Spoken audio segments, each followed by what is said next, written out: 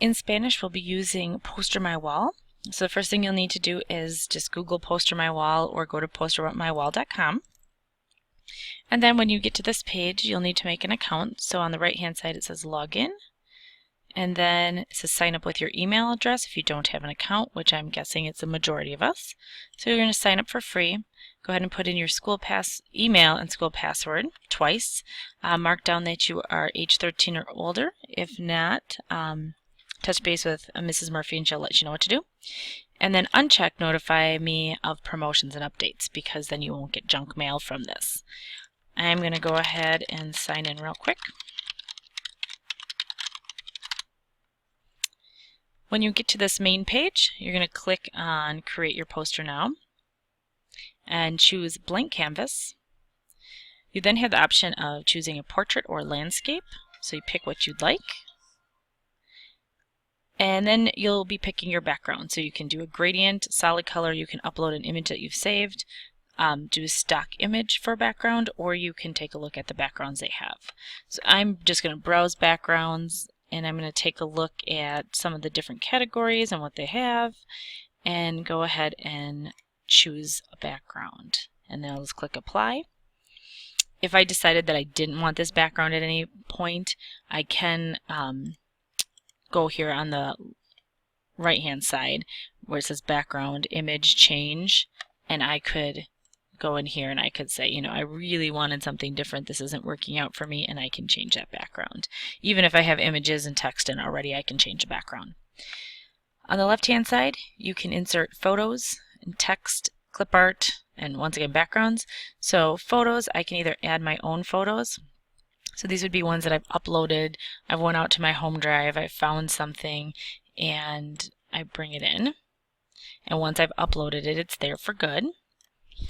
So I can just drag it to the location I want. If I want to move my image so that it's not completely straight up and down, I can do that as well. I can also get stock photos. So maybe I'm looking for an image of a dog. And take this one. You can add that in. It's going to come up with an agreement saying I agree to using these photos. It says I cannot crop, mask, or alter the download from Poster My Wall. So I'm going to move him around, but I know I can't crop him. However, this crossover that I brought in, I could crop. And I just clicked on the right-hand side as a tool, so maybe I wanted to crop that image.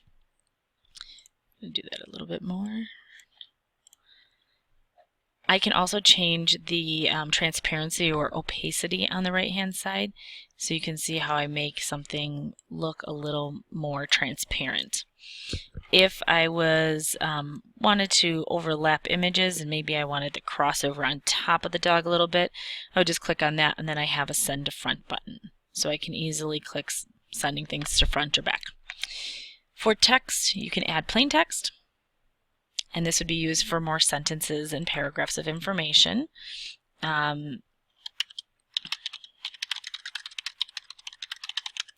I decide I want a different color, I can highlight, and over on the right I can change the color of my text.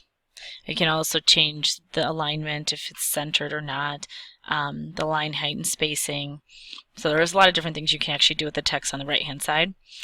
I also have fancy text, and this would be what I would use for titles. So maybe I want to use that. And I can either add my text on the right, or I can just add it right in there. So this would be my title. And then once again, I can just drag it and move it where I'd like it to be. Clip arts, you have shapes that you can add. So if you need an arrow pointing to something, you can go ahead and do that.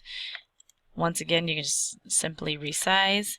I can also add clip art. So if I was looking for an image of a dog and I didn't like any of the ones that were photos, I could use this.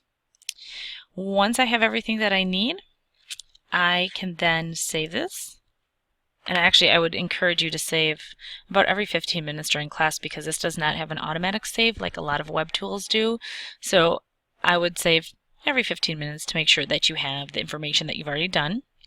And then on Friday, we'll talk about how we will share these. But basically, if you take a look at the things on the left and you use those tools, and then the items on the right will allow you to edit your text, your clip art, and your images. If you have any questions, just please let one of us know.